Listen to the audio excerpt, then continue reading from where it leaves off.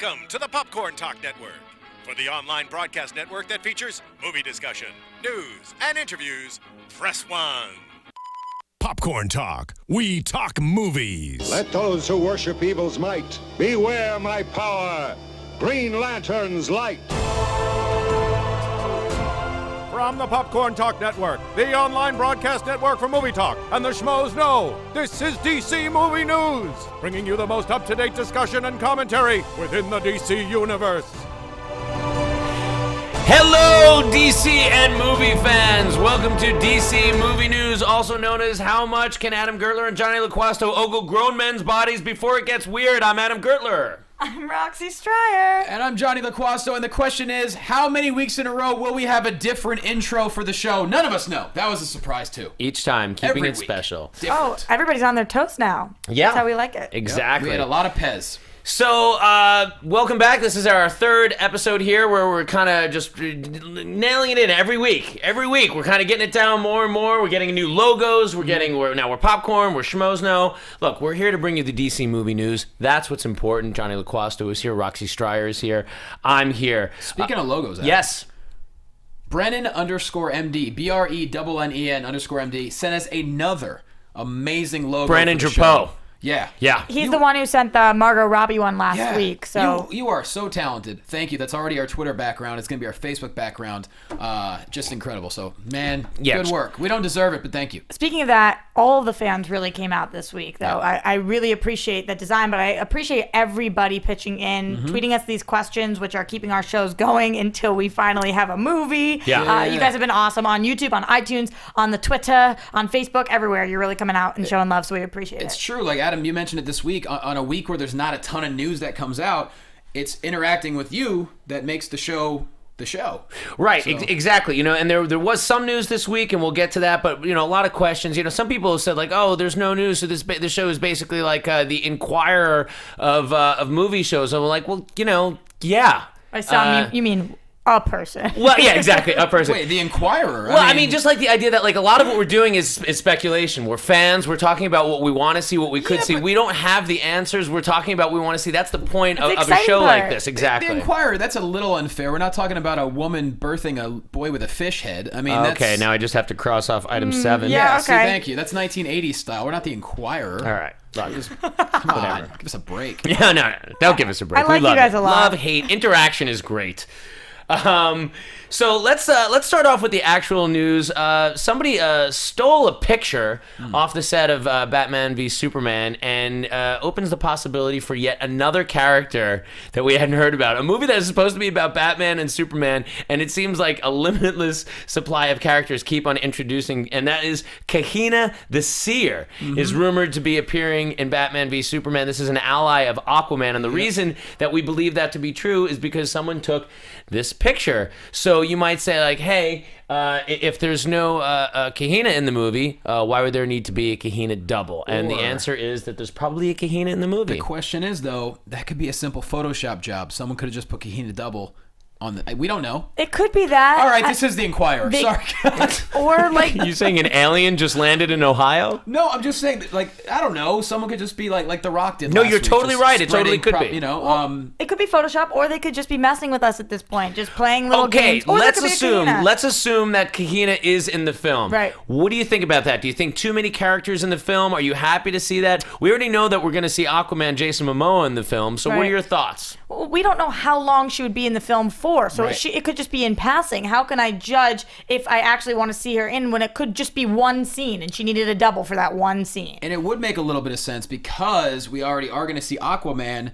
She's one of the main allies of Aquaman. She's killed by Black Manta in the one of the stories, or the main story, I should say. Spoilers. So, I guess that would make sense. If we're going to see Aquaman, maybe seeing her, that will help set up the Aquaman film. I kind of agree with you. If this is an important character in the Aquaman movie that does maybe have, you know, something really important regarding the plot of the Aquaman film, you want to introduce that character. So when events may or may not happen to that character, there's some emotional weight. We're invested in that character. So it could make sense. And go ahead. I'm also just a fan of seeing as many characters as I possibly can. I seriously, and that's why we love things like Suicide Squad or whatever it is. When you have a bunch of people working together, Yeah. But at the same time, if she's a big part of this movie, I'll be a little confused. I don't think she will be, but I think it's very intriguing though, because she's an interesting character. One of her main power, I believe, is kind of like telepathy / foreshadowing. She can kind of see things in the future. She's a seer. Yeah, she's like a soothsayer. Maybe yeah. she'll tell us there you what's go. happening in future movies. She could have the scoop. And you look, I agree. I think if it's well written and character used properly, you can have a lot of characters in a movie. You don't want to X-Men 3 it, where you just throw a lot of things out there and nothing sticks. I think it makes sense. If they do have her in the movie along with Aquaman, I think it's only going to give us a teaser for something in the future, and I'm on board with that. All right, sounds cool. Okay, Guardians of the Galaxy director James Gunn, doing some press for the Blu-ray release this week,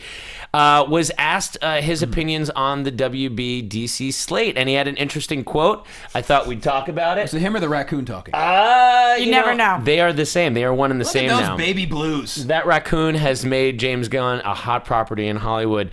This is James Gunn's quote. "The truth is, it's a list of titles, and if they're done well, they'll be good. The director said, if they aren't, they won't be good. But I think we have a little bit more of an idea what we're getting with Marvel. I mean, we know the actors, we know the characters, we've seen the movies with these characters. You have some idea of what's going on already. We've told a big part of that story. With DC, they haven't told the story yet." What is your reaction, Roxy? You seem chomping at the bit to chime in. A couple things. First of all, he's claiming this was taken out of context. I don't really know what context this could be put in that would make it any different. Yeah. That being said, I like the DC Marvel rivalry. I think they are fans of each other's work. I thought this was fine. It wasn't like he said, they're going to burn, it's going to crash and burn. He just said that he's a fan of the Marvel. He thinks that they've created the story. We haven't really created the DC world completely yet. I somewhat agree. I think it's going to be great when we do. Controversial? No, absolutely not. I mean, look, how could you take anything seriously when the guy is talking with a marmot on his head? I mean, It's an amphibious road. He's got a raccoon over his right shoulder, and obviously he's working with the Marvel films. Of course, he's going to have a little bit, not a chip on his shoulder, but he's obviously cocky. Guardians of the Galaxy crushed it. There's good. clearly a dig there. Yeah, however, I agree that business for one company is good business for all. If the more good comic book movies, the better for everyone. I love Guardians of the Galaxy. Yep. And the fact is, he's right. I mean, he could have said it a little bit more passively, like, well, I'm really hopeful, but it's true. It's a big, ambitious slate that Warner Brothers and DC have laid out, and you don't have the 5 or 6 movies to back it up. So with people chomping at the bit for more, there's a lot of pressure on Warner Brothers and DC right now. You never know. It says, with DC, they haven't told the story yet. The next line could have been, but I'm really excited for when they do. He did actually add later that he did say he is a fan of the characters and Right. he's going to see them and he can't wait for them to be good. He never says in this quote, and I troubles afoot, but the fact is, we still don't have a Kevin Feige at WB. Nobody is addressing the fans like Kevin Feige has. Yeah. Nobody has come out and said, hey, guys, our inspiration is the great rich mythology of these comics, and that's what we're giving them to you. Nobody has addressed us via interviews or anywhere else. So please, talk to us! And don't forget, Gunn may have a little bit of an ego to where, like, well, Guardians was amazing. I did amazing work. Maybe they're going to use some of my ideas with Suicide Squad, that kind of thing. Because the stories, I mean, you have a group of people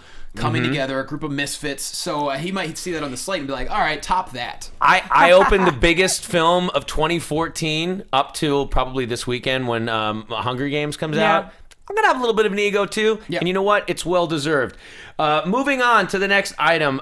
This is an exciting bit. It's not a huge piece of news, but Global News, a Canadian outlet, reported that Suicide Squad begins filming next year at Pinewood Studios in Toronto.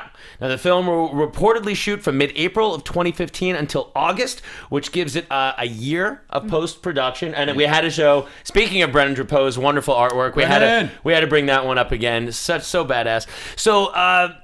So Guardians shooting at Pinewood Studios, not the one in England, but in Canada.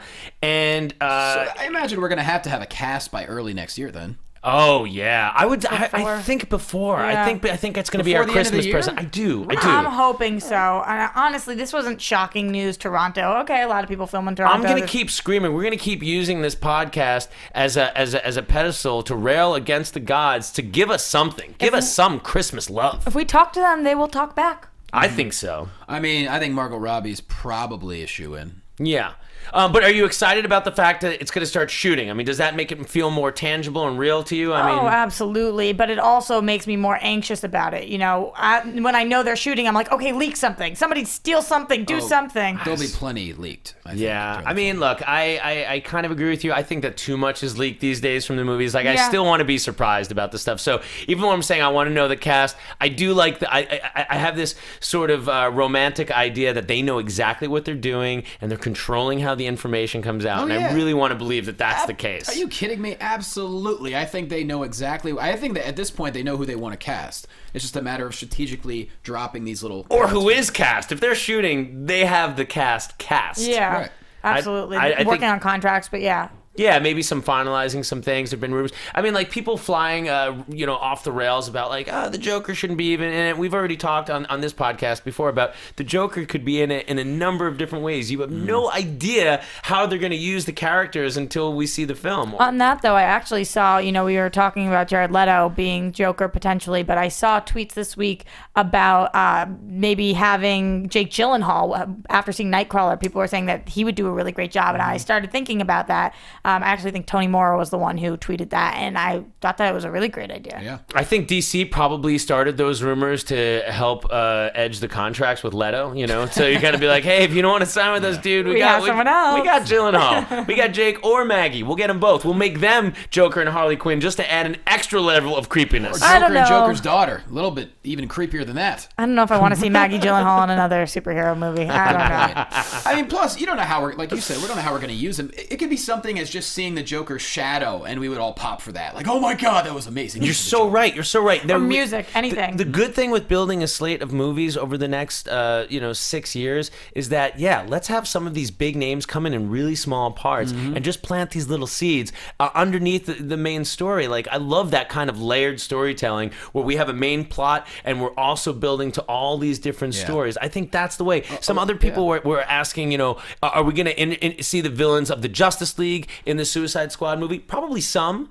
I mean, when you have the advantage to have part of a film in an Arkham or a Blackgate, you're always going to see, every time you walk past a prison cell, you get a little nugget there. Right. And a lot of times less is more. It's like we're watching Man of Steel, and you get to see like the Wayne Enterprises and like the Luthor Corp and everything. Like, but you have to look for it, and it's easy to miss. I love that kind of stuff. I love being able to watch back and be like, oh, okay. Like in the Hulk movie, when you for a glimpse, you see Captain America falling in the avalanche. That is you have to look so closely. That's like the magic eye with me. I've tried to see Captain America 1,000 times, staring at the thing. I'm like the dude in Mallrats, and I'm like, why can't I see him? You have to pause at the exact perfect moment, and it's almost impossible. I get a shaky pause. I agree, though. I think the Easter eggs are amazing that they drop for us, and the fact that we know where we're going makes it so much easier to drop those hints. We have already seen what we're doing until 2020, so it's like, if they have a destination, then you'll be ready to drive by that time, if I'm not mistaken. Okay,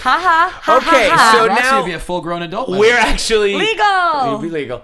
We're gonna take it down a little bit, folks. We're gonna get a little. Thanksgiving is next week. We're getting a little sentimental. We're gonna bring it in.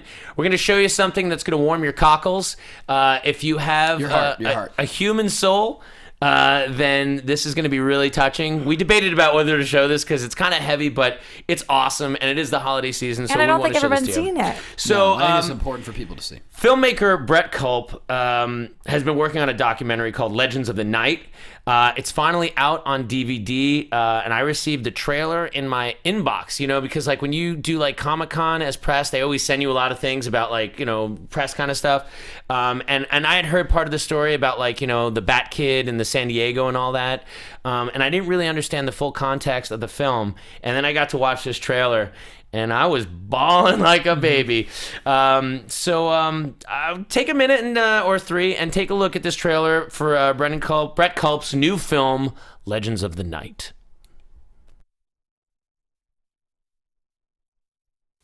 You're tuning in to the Black Hollywood Live Network, featuring news, interviews, and commentary on all things Black Hollywood.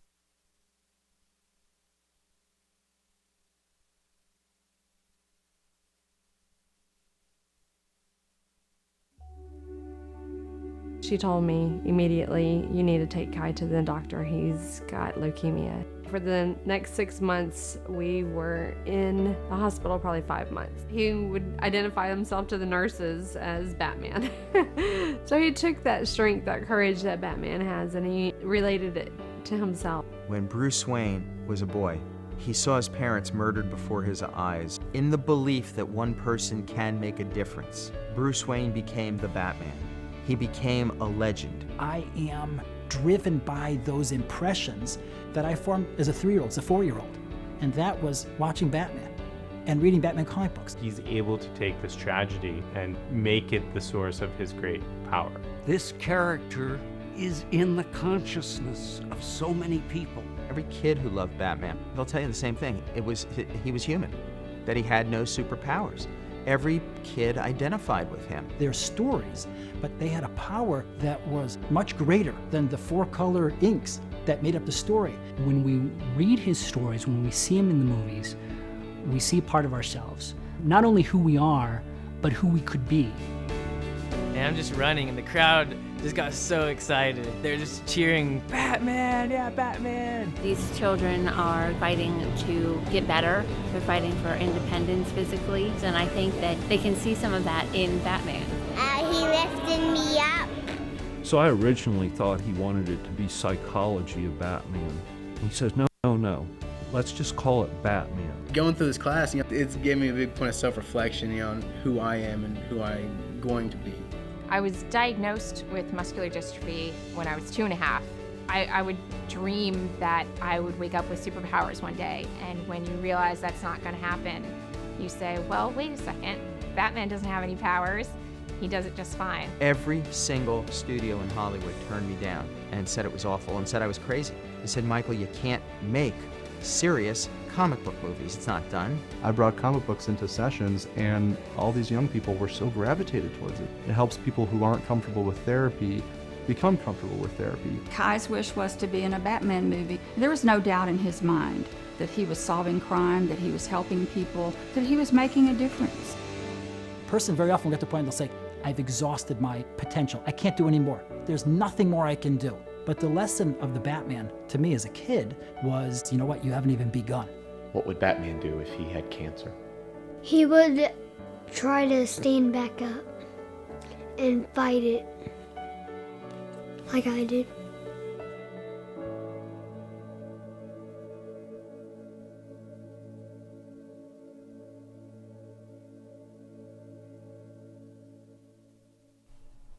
Yeah, pretty awesome stuff. Yeah. Visit the website, www.wearebatman.com, and you can visit the iTunes store right there and download that film. Yeah. You know what I think's so unbelievable is that when you're creating these characters, you don't realize the effects that they can actually have on somebody's life. Mm-hmm. Like their actual life, their real life. This is a character that's 75 years old.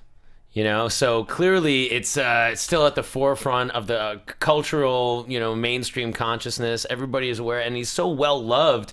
The fact that you can take these fictional characters and apply them to better people's lives, especially people that have great, challenges to overcome, and it's just fascinating. I can't wait to see this film. Dennis O'Neil was in there, one of the pioneers of the Batman and comics, and it just looks spectacular. I know for me, it definitely hits home. I mean, I don't know if this audience knows, but I'm also a physical therapist, and I'm one of the spokespeople for the Angel 34 Pediatric Cancer Foundation that started in my hometown in Pennsylvania, but I'm trying to bring awareness to it on the West Coast. And so I've worked as a PT, I've worked with cancer patients over the last 10 years, and I've worked with a lot of kids. And so anything that can help kids get through, or even adults get through tough situations in life, I mean, it really, I can't even... But yeah. Some people, they lean on religion, and then you hear people say, comic books are my religion. That's become a thing.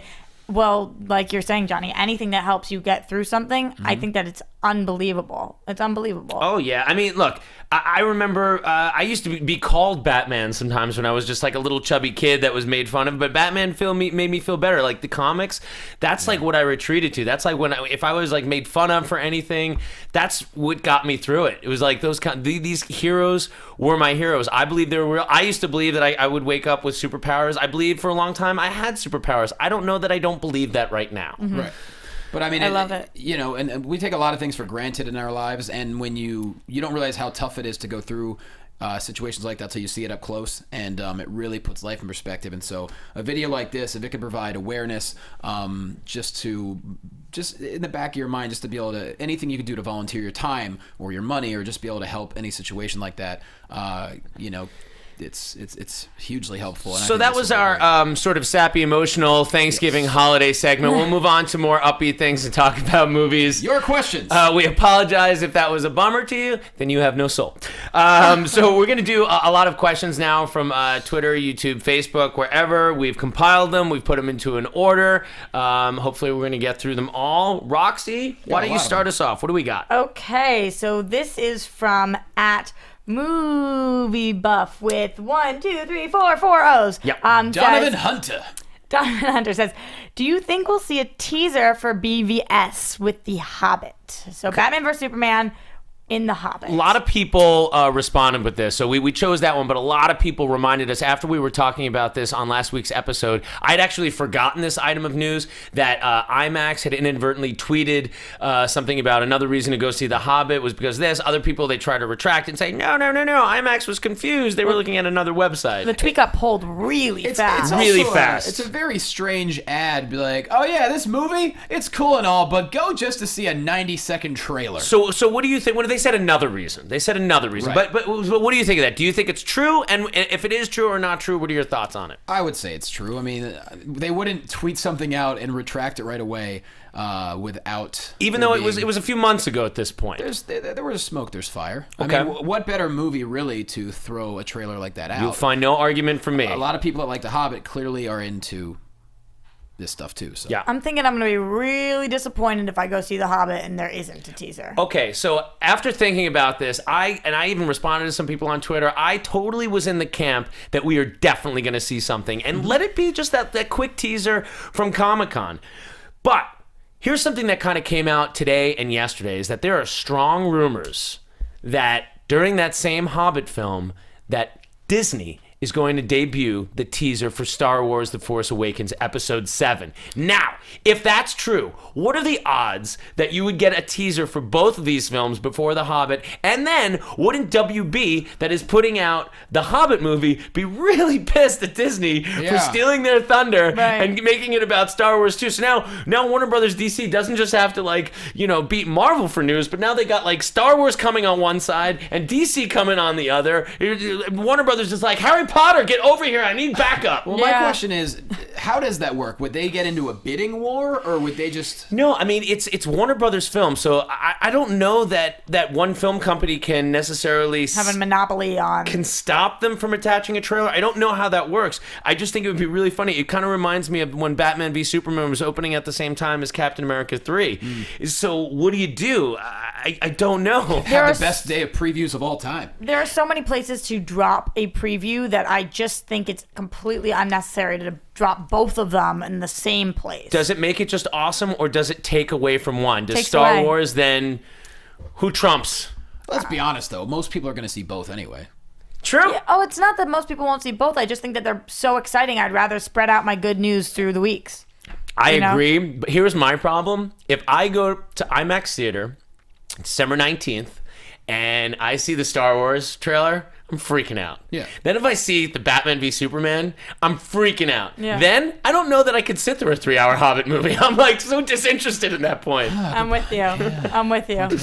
Oh, so what's gonna happen? I thought I had an answer. Now I want you guys to know. I want you to tell us what you think. Is it gonna be Star Wars? Is it gonna be Batman v Superman before The Hobbit? Is it gonna be Gem and the Holograms? What do you think's gonna happen? I want to know. We're gonna need a much bigger popcorn bucket. Thank you guys for reminding us also, because you guys are the best fans of all time. So letting us know. We talked about the Super Bowl, we talked about Comic-Con, but you guys were right, and we had forgotten about it. So thank you. Mm-hmm. Okay. Next question. Moving on to Straight snuggle. Straight snuggle. Straight snuggle. STR8 snuggle. Which wants to know- Loquasto and I know what to do when it gets cold. That's right. Why am I never invited? Which movie has it's a more pressure to succeed, Batman v Superman or Suicide Squad? Which movie has more pressure to succeed? Loquasto. That's easy. Come on, man. Batman vs. Superman. It's the leadoff hitter. Well, technically, Man of Steel was the leadoff hitter, but Batman vs. Superman's coming before Suicide Squad. Oh, wow. I gave you your Amanda Waller. I know you're a big fan. What's up, girl? She got some thick legs. Batman vs. Superman has to be the one with more pressure, because if you start off amazing, people are going to be that much more pumped for Suicide Squad. If Batman vs. Superman lays somewhat of an egg that many people think Man of Steel did, then you're really just kind of trudging through until you get to Suicide Squad. I completely agree. Also, it's the first time in a live action we're seeing Batman and Superman on screen together, so that's massive. Also, we're getting introduced to Batman in this universe, so that's massive. Also, people are so hesitant about DC right now for some reason that this is the movie that's going to prove whether this universe is going to work for us. And Batman and Superman, those are the cornerstones of DC. Of course. This is the movie. This movie is so huge, it's going to do $1 billion no matter what. It could be the world's first $1 billion flop in that. It could make its money, and if people aren't happy with it and they lose faith for the rest of the slate, they got a real problem on their hands. Right. So everyone's going to see Batman v Superman. It's critic-proof, whatever. But if the movie's not great, are they going to line up to come to the next thing? The reason people came to Guardians of the Galaxy is because Marvel, the brand, became the star. Yeah, they trusted exactly. him. People were like, I don't know these things, but I didn't really know Iron Man either. I just like these movies. And then word of mouth, because it was so good, that's when Right. it became It's like exactly. huge. All I right, don't care so what new flavor Ben and Jerry's has, I'm eating it. It's very similar to the Marvel Really? movies. You're a big You Ben already and trust Jerry's them. You fan? know it's going to be great. Is there a new flavor? No, I have no idea. Okay, I'm eating it though. if it here's a comes good out. question. What would the Batman v Superman Ben and Jerry's flavor be? Jesus. definitely got to be some sort No, of that's Rocky the thing about that. Think about it Road. of the week. Let us know. And we know, I do a little cooking. We will, if we get a really good Batman v Superman ice cream flavor. Let's not call it Ben and Jerry's. We'll make it. We'll make it. You heard can it make here, ice guys. cream? Absolutely. And sausage. I can make You're anything. allowed to talk right now. I can make anything. Okay, moving on. So this is from Brian Fernandez, and his Twitter handle is @BRFernandez07. That's right. Says, which movie from the DC slate will be second in line to gross at least $250 million or higher behind Batman v Superman? Adam, go. Okay. Now here's I brought in some statistics about movies, DC movies, what they've grossed. So the first one to gross domestically $250 million was the 1989 Batman film. Man of Steel grossed $291 million in the U.S. It cost $225 million to make. Worldwide, Man of Steel made $668 million. I love you hitting us with the stats. So, The Dark Knight, just by comparison, made $450 million. Batman Begins made $206 million domestic. So the Christopher Nolan trilogy kind of kept going up and up. Dark Knight Rises made a little bit less. Dark Knight Rises was $448, and The Dark Knight was $534 million domestic. That was $1 billion worldwide. My point in all this is, after Batman v Superman, it pretty much has to be Suicide Squad. Yeah. 250 million. We're at the point right now where anything less than that will be a failure for this film. Yeah, I was going to say, I like Brian's question, but it's entirely possible every single movie is going to top 250. It's got to. Yeah, I completely agree. Because we were talking about the idea that Suicide Squad was going to be a smaller budget film. It doesn't sound like it. Yeah, I'm with you guys. I mean, if you think about, we keep comparing it to Guardians of the Galaxy, which I think opening weekend was like 80 mil or something. And so just opening weekend, this is going to be It was in the so 90s big. because I know Oh, Cap was 90s. around the 90s. So this is gonna, I gotta think it's gonna hit 70 mil opening weekend, 65 maybe. Oh, which one? Batman? Which one are you talking about? I'm talking about Suicide Oh, Squad. Suicide I think Squad, yeah. Suicide Squad is going to be, I think every Yeah. single one, like you're saying, is gonna hit there, but Especially Justice League. That's a guarantee. This ties to the previous question about where the pressure is, because this is just like when you put in a show, you put a new program on TV and you put it like right behind Seinfeld because you want it to have that really strong lead in.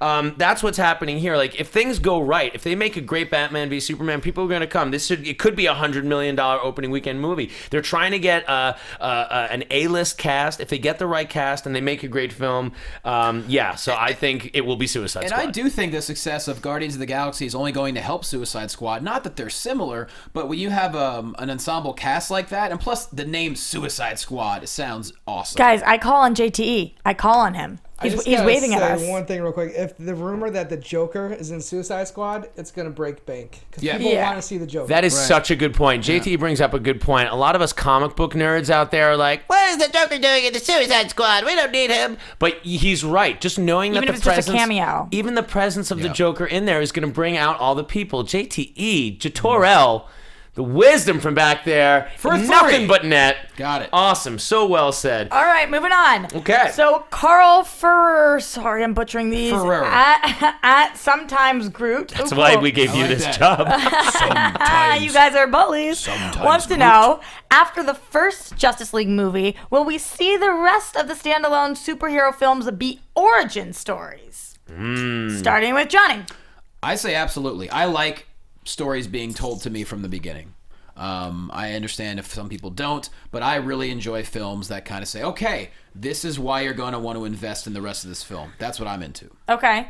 I think that I think in some cases yes, in most cases yes, and I think in some cases no. I like the idea of like maybe we pick up in the Justice League and we're in a common timeline, and then when you go into the origin films, it breaks off into different timelines, such as what we've heard with the Wonder Woman. Like, I want to see Wonder Woman in the present. I don't want to have to get her origin before I see her, up to speed. So I kind of like, even though I'm not a huge prequel person, telling an early adventure of this character actually could be a great story. Yeah. Especially for The Flash, Aquaman, people that we haven't seen in the live action world. Never seen him in a movie. Right, we have to go with the origin stories. I don't think that they're going to do Batman as No, origin definitely story, not, no. especially considering we know that it was leaked that in Batman v Superman they showed his parents, the passing of his parents. They're not going to re-show that. So I think some of them will be, some of them won't be. Yeah, Cyborg, I think you're going to get Cyborg's origin, but you might get Cyborg's origin in Batman v Superman. Maybe. So we know that Victor Stone is a student, whether he's going to be a scientist, however they're going to play this character, he's going to, at some point, get into an accident. Right. He's going to become Cyborg. And then, he's going to have his own adventure. So his story is so interesting, though. Like, we want to see that. But I think we will, though. I mean, I think we will.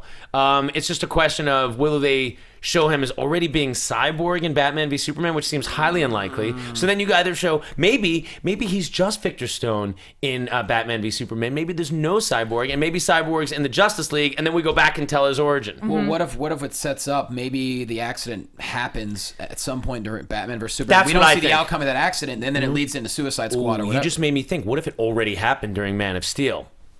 What do you mean it already happened? We watched, throws the pen. We've seen drops Man the of mic, Steel. What the hell are you walks talking out. about? Well, I mean, there's a lot of destruction in Man of Steel. We weren't in every corner of what was going on during Man of Steel. You don't know that. What if we flashed during the timeline, and that's happening then? That's true. That whole city got completely What if we go back to then? decimated in Man of Steel. Why does JT disagree? JTE, what do you have to say on this? I just think that theory's ridiculous. What? They're not gonna just throw that in there. It's gonna be. They're gonna focus on it entirely. They're not just gonna be, oh, he was in a building that crashed. No. They could take us in. They could show us the story, but it just might show. Just think about it. If they're showing you timeline-wise, and you see, like, outside the lab, they're trying to batten down the hatches. We have very sensitive experiments that, like, Combustible elements. Combustible elements. Like, things are about to go red. It's about to be like the China syndrome. And then, like, you see, Zod and Superman fighting in the background. No, but he's cameoed to be in the new Batman v Superman. Right, I'm saying that scene happens in Batman v Superman. Yeah. As a flashback. Like Peter Griffin and the chicken fighting. Because I thought you were bringing it back to Man of Steel. Well, I was, but the events of Man of Steel are clearly going to be playing into Batman v The Superman. timeline The versus- destruction of Metropolis is going to be a major factor in moving the events forward. Yeah, it could be. This is going to be the events. I believe that the destruction of Metropolis and Man of Steel is what's going to cause, Batman to v Superman. Okay, we have so many amazing questions. Okay, that are moving making us on. move on. We're switching over to YouTube from Simon BT, who wants to know who wins a fight in New 52 world, also the movie world, Superman or Wonder Woman? Roxy, go. Guys, I'm a woman lover. I'm saying Wonder Woman. Here's why. We're all women lovers. Look at that picture. Here's why I'm saying Wonder Woman. I think Jimmy. that Superman has proven himself to be a little naive in some ways. And in New 52, we know that they're lovers. And I think that could get to his head. And all she needs is some kryptonite. And he is kaboom. And we all know women do have superior intellect. Let's Yes, not it's forget very that. true. So what do you think? I was really interested in Loquasto's Imperium because he has a lot of wrestling background, and you know how fights happen and that kind of the legend and rivalries and power sets. So I want to know, like, from a wrestling point of view, what do you think of this battle? To follow up Roxy's point, the edge in ring psychology, if you will, absolutely goes to Wonder Woman. What? I'm not saying she's going to win the fight, but she absolutely has the ring psychology advantage over Superman. Like you said, if they are in somewhat of a relationship, she's already on top. The woman always is thinking way ahead of the guy, and they can always think, just completely in different avenues than the guy Do you hear that? can. The woman's always on top. We're gonna let that moment drop for a second. Not necessarily always, but you get what I'm saying. I don't know. I don't want to choose a winner here. I'm just saying if we're going from a wrestling perspective, right from the top, the mental edge is going to have to be Wonder Woman. All right. Well, look, I think she's clearly doing a lot of squats. I think ultimately Superman is way more powerful. Yeah. But I think a good point is that Wonder Woman in this mythology is going to be the daughter of Zeus. She's a Greek goddess. She's a demigod, and she's also been trained as a warrior princess. So even though we're still at the beginning of Superman's mythology here, even with all his skills, you got to think at hand-to-hand combat, Wonder Woman's got to be a much better fighter. And what if she's fighting sad, angry Superman like in Superman 3? It's over. To play devil's advocate for a second, though. Drunk Superman? Just to play devil's advocate, when we saw pictures of Gal, a lot of people were saying, when's she going to beef up? We want to see her beef up. And I don't think she's that kind of Wonder Woman. And we know that Henry is that kind of Superman. Right. Oh, my body. It's true. His body's incredible. Damn it! Let's did not it talk. again. Let's not. I don't know how I walked right into that one, but look, she's a demigod, and I think like with gods, I think even if you got kind of like a beer gut and you're out of shape, you're like, but I'm still a god. But then I think of that Hercules sketch on Saturday Night Live when like Steve Reeves was the out of shape Hercules and was like, I cannot lift that rock; it is too big. If I had some training, but no. So I hope that answers your question. Okay, great. Moving on to Chris John Loudon, thank you. Wants to know also, who'd you guys want to play Green Lantern and which Green Lantern? This is confusing. Okay, this is a really complicated issue, guys. I don't have an actor chosen. Look at how many different versions. I mean, this isn't even like 5% of the people that can be called a Green Lantern. They did an origin story in the first film. The Green Lantern is an intergalactic police force that basically, polices the galaxy. So you have some assigned to Earth, you have some assigned to different parts of the galaxy. You can go a lot of different ways. I think it's complicated, but I think it's a no-brainer who I want as the Green Lantern, which is Jon Stewart. I think that it's awesome. He's got a really cool background. The Daily Show, Jon Stewart. Different Jon Stewart. Not the actor. This is the character. Oh, I'm who sorry. I is thought a you Green meant like, Lantern. who do you want to not play who I want to play. comparison. That character that I want in there. It's more Because confusing because the Daily Show guy is actually a Red Lantern as well, so it makes it more confusing. But a Green Lantern we're talking What about. I like about Jon Stewart is his background. He had this rough childhood. He's kind of from the streets, and he doesn't take crap from anyone. I would love to see him on film. I definitely don't want to see Hal Jordan after the awful thing that we won't even discuss right now with Ryan Reynolds. I mean, I want to see Jon Stewart. I think it's great. Okay. I don't know who I want to play him, though. Listen, I will tell you this. As much maligned as it is, and I don't know why Martin Campbell's film was so bad, The Green Lantern, because you had the guy who directed like Casino Royale, you had Ryan Reynolds, who was really a really good actor. Like, the film should have been awesome. There are parts of this movie, I will argue with anyone, that are great. The Abin Sur stuff, the origin, like the guy that went down in the ship and gave him the lantern, that looked so great. The effects on that moment was great. The Kilowog stuff, Michael Clark Duncan's character, that training stuff, some of those beats were really good. Overall, it was a mess, and it was not a great film. It was a bad mess. film. Yes, you can find light. But it makes me think that you can't do a Green Lantern origin story again. You can't take everybody back to Oa and like have them go through all that again. So here's what I propose. This is what I want to see. I've heard this theory proposed before. It's not my idea, but man, I want to see this movie. You do a Green, and Jatorel, feel free to chime in on this. You do a Green Lantern buddy cop film.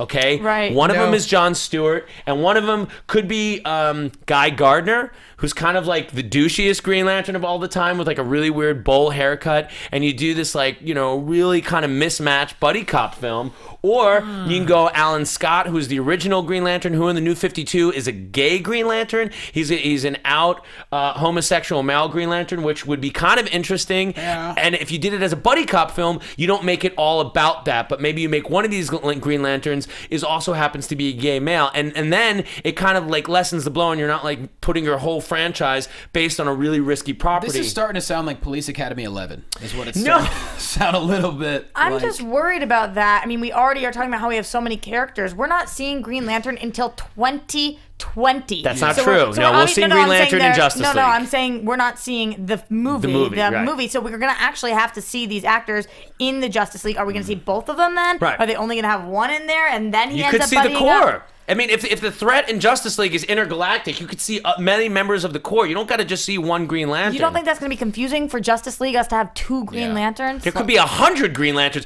You could see Darkseid take out a whole squadron of lanterns, and that's like what establishes a threat of a more intergalactic proportion than like wiping out many lanterns. I think by 2020, people would have long, thankfully, forgotten about the Ryan Reynolds Green Lantern film. Mhm. I don't think they necessarily have to worry about kind of tiptoeing around that. So you want to see Hal Jordan again then? I'd be okay with it. Okay.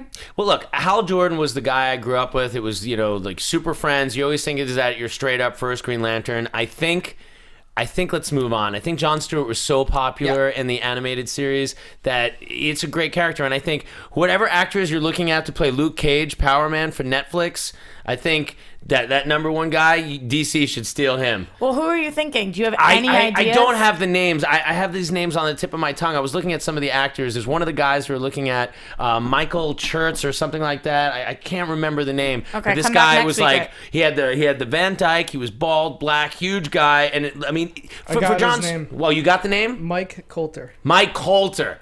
JT. Look at this guy, Mike Coulter. If he doesn't look like Jon Stewart, like I don't want to be a bandwagon guy, be like, oh, it should be Idris Elba because he should play every role. But you need a guy that's got weight, that has real acting chops to play a Jon Stewart, and I think that's the character we want to see. Okay, Let's we're move moving on. I on. wanna talk Aquaman. Yep. Okay. All right, great. So Chris Sanchez at Avatar Jedi wants Yeah. to know: you think they'll There go? he is. There he is. That's a handsome man. You think they'll go the New 52 route with Aquaman, or will he already be king? Okay. Well, we know Aquaman's going to be in Batman v Superman. Right. So here's one way you could go with this, and this is how I was kind of thinking that he is already king in Batman v Superman, and then maybe for his origin story, we take it back. And by the way, I don't know if we've really talked about, I know you and I are kind of on the same page. Favorite piece of casting, possibly? Yes, I think it's absolutely the best. I Because think he's unbelievable. Since Game of Thrones, I wanted this guy to break out so bad. He He's is so fire. great. He's just fire. And they put him in that god-awful Conan movie. Mhm. Oh, he did not crush his enemies, see them driven before you, and listen to the lamentations of their women. There was none of that good stuff. Right, but to answer this specific question, so I think that we are trying to incorporate the New 52 because everybody's loving New 52, so they're trying to go there with it. But he looks like a king.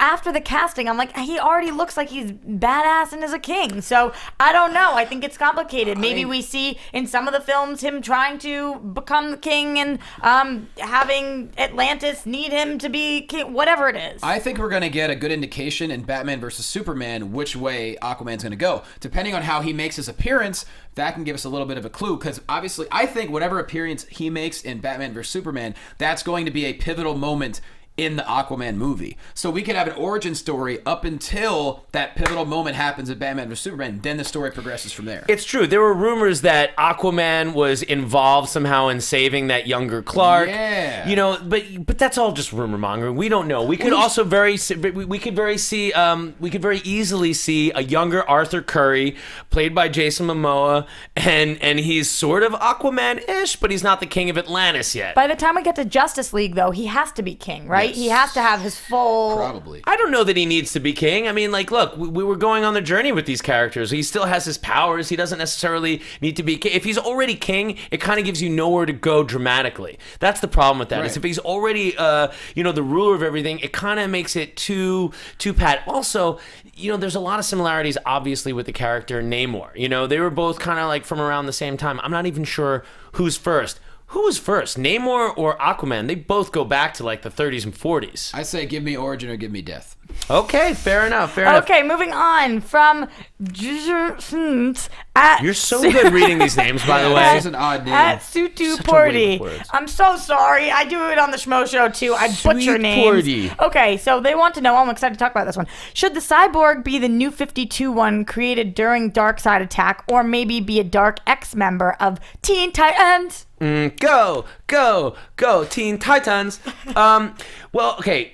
Here's the thing with the New 52 in general. I will admit, I'm starting to read more of the New 52. I haven't read a ton of it up till now, and I see why people are kind of like a little 50-50 on it. It feels like, and it really is, clearly something that Warner Brothers established just so people are familiar with where the cinematic universe is going to go. Right. So it really, I think it's safe to say that what you see in the New 52 is a fair blueprint. I mean, Jeff Johns is the chief creative officer for the comics and the movies. So clearly they're trying to make a through line. So all the young people and everybody collecting the toys, reading the comic books, watching the movies, it all feels like the same world. I love the Cyborg story about how, he's a football star. His dad never goes to his games. He's too busy being a scientist. And then he goes to complain to his dad. Next thing you know, big explosion. Everyone dies except for the dad and his son. He has to rebuild him. Right. It's going to be really intense. But the question is whether like he kind of just says, I'm going to use this alien technology and that automatically rebuilds you, or if like the dad has to use like cybernetic parts that he was working on and really build him that way, more of like a RoboCop origin. Yeah. One is more of like a dark side magic kind of alien thing. Well, I think that we're going to see Darkseid as the big bad for Justice League in this. I mean, there's nobody... The first one or the second one? I think maybe the second one. I don't think we're going to get there in the first one, because I do think that there's nothing that can top it. He's It's like big. the biggest, baddest. So if they're going to go that route, introducing him earlier and having something with Cyborg and him, I think is going to make sense. Although it could be a race to the finish to see who really gets to be on screen first, Thanos or Darkseid, because they're really similar characters, and that could be that's a tricky situation. Like maybe we could see them fighting in the background. they should be fighting. They're building up the anticipation. That's what they're doing right now. We're excited for it. I can't wait for you to say this next name. Go ahead, Roxy. All right, to Faisal nailed it at Faz786. I love you. I'm sorry. Faisal Shahid, I think. Thank you. With the New Line Cinema producing Shazam and James Wan signing a deal with New Line, do you think James Wan could direct Shazam? I say it depends. You say it depends. Well, way to take a stand. You got to look at James Wan's background. The guy's background is largely in horror. He's had his hand in a lot of the Saw movies, and actually is going to be in charge of Saw 8. Thank God, because I admit it. Even though Saw jumped the shark 5 years ago, I'm still a fan of Saw. Me too. I will see it. But he's done The Conjuring, Annabelle, Insidious. He didn't direct Annabelle. He did The Conjuring, and he's doing Conjuring Part 2. But that's a horror He's a background. writer, director. So if they want Shazam to be a darker movie, then it makes sense. But if they want it to be more like comic booky, I don't know if he's exactly. But he also the did choice. the Fast and the Furious movie with The Rock. And I think that's where a lot of this, the rumor comes from, is like he's worked with The Rock. New Line wants to sign him for this major contract. If they want him to do this, they want him to do The Conjuring 2, and then what's this big project? Why are they trying to sign him? Right. And when this, for New Line, New Line has kind of made a thing in horror, but like this would be a huge, huge property. That's my question. If it isn't for this, then what is it for? Yeah, so that's true. I could see it happening. I'm not saying he's a shoo-in. We don't know enough. We talked about last week with The Rock talking about Shazam. We don't know what's going to go on in the movie. So like you're saying, Johnny, if it is darker, it's one way. But imagine if this is some light thing that you don't want to see. It's not that. It's okay. And this is the thing is, it's not that I don't want to see humor and different tonality with Shazam. It's just that I want to see whatever world it establishes, that it sticks to the rules of that world. And that's it. That's all it means. It just means like you come up with a thematic tone and you're loyal to it. That's what Marvel does well with Winter Soldier and Guardians of the Galaxy are very different tonally, but they are true to their tone. Yep. And that's all I want Shazam to be. And I also this week, and I could change next week, I believe that Shazam is going to be in the DCU because I can't believe that you announced Rock this early and don't use him. True. And I believe, and you really tricked me. No, you convinced me with the swerving and all the wrestling talk. I think that He's smart. I think that's the way to go. I do think it will be James Wan. I'm putting my foot down. I think it's going to be The Rock is a very persuasive man. He knows exactly what he's doing, and just about anything he does, he's literally. So for him to throw a swerve, it wouldn't surprise me at all. And so I'm just saying, going back to the pro wrestling thing, it wouldn't surprise me if he did that. How many more do I have time for? 1 or 2. We got about 5 more minutes, Don't but forget, now we get plenty more next week. So that's right. We have lots of show. Next week, by the way, it is Thanksgiving, so I think we might see a different style show. We might do another kind of like Marvel, DC crossover kind of thing. We might not all be here. We might do like an hour where we talk about our favorite like Marvel-related films of all time, and then on the DC show, we might talk about some of our favorite DC-related movies of all time. Kind of the movies. You'll be here in spirit. Are we putting it up Thanksgiving morning, Wednesday night? Probably, yeah. It'll probably go out Wednesday night. So the kind of movies that would be good to watch along the holidays. So tweet us some of your favorite all-time comic book holiday-ish kind of films. And our Facebook page, guys. Facebook page. Click like. Hashtag DC Movie News, always. Okay, great. I'm going to skip over then to YouTube to get somebody we haven't heard from yet, which is Eric Slabby, who wants to... Oh, Slabby. Wants to know 2 quick questions. If you could be any DC character, good or bad, who would you be? And is there any DC movie that DC could announce that you wouldn't be super excited for? You had to ask the question I didn't even see. Damn it. I did highlight the other one. That's okay. Here's the thing, though. You can answer this. If you could be any DC character, who would you be? I mean, no. I know yours. What? The Super Mario brother? Oh, I thought you were... No, definitely not. Really? Batman would be mine. That sounded like the Super Mario I mean, Batman's awesome, but... A little bit. I gotta go super obvious. I gotta go Superman. Like, who wouldn't want to have Superman's powers? I'd rather be Batman. Really? Yeah. Wouldn't you want to have 2 dead parents and just be like the most lonely guy in the world? Don't forget, well, Superman's still got 2 dead parents, okay? So we're gonna start there. Don't forget, Batman's why she got into this whole thing. So she loves Batman. Look, I love Flash. Batman is my all-time favorite character of Batman's all time. parents dying is what got you into it. Oh, yeah, you mean back in the day, my favorite DC moment. Yeah, it's true. I love Batman. I think that he's awesome. I think that a lot of these characters are awesome. So I'm saying Superman. It's super obvious, but come on. Flying, all those powers. Batman, waste. Just go training. Just go to the Himalayas and start training. You don't need to waste your wish on that. What do you say, Loquasto? I'm being Aquaman. I'm judging you. I'm Aquaman. I love the beach, man. Nice. See, that's a good one. You can go talk to the I'm not going to be fishes. honorary Aquaman. I'm going to be like cool Aquaman. Like if I come out of the water, we'll. I'm going to do it again. Are you built like Momoa? Oh, so good. Would you hang out with me, dude? I don't want to show off. Guys, what about the second part of the question? Is there any DC movie that DC could announce that you wouldn't be super excited for? I think the answer is no. No, I mean, come on. I think I'd be excited no matter what they say. No, I'm sure there are some. Swamp Thing. No, I'd be very excited. I was gonna say something like, "Oh, Hawk and Dove," but no, Hawk and Dove would be great. I guess if they announced a Green Lantern 2 starring Ryan Reynolds, GCPD. Okay. Okay, we're moving on. Do we have time for one more? That's done. We're done. Yeah, no. What? Yes. All right. Let's wrap it up. We have some many more questions. We'll keep rolling. Yeah. We have other questions we'll get to in future weeks, guys. Keep the questions coming. Keep them coming. Thanks for being so patient. Thanks for hanging out with us. We hope you like the show. All that good stuff. We'll see you next time on our special Thanksgiving episode. Once again, my name is Adam Gertler. You can find me on Twitter and Instagram at Adam Gertler. I'm Roxy Striar. You can find me at Roxy Striar. Jonny Loquasto at JQuasto. All right. We'll see you next time.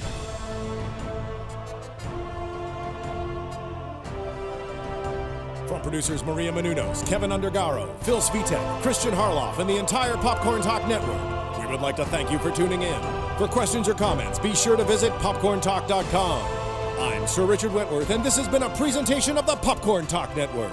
The views expressed herein are those of the hosts only and do not necessarily reflect the views of its owners or principals.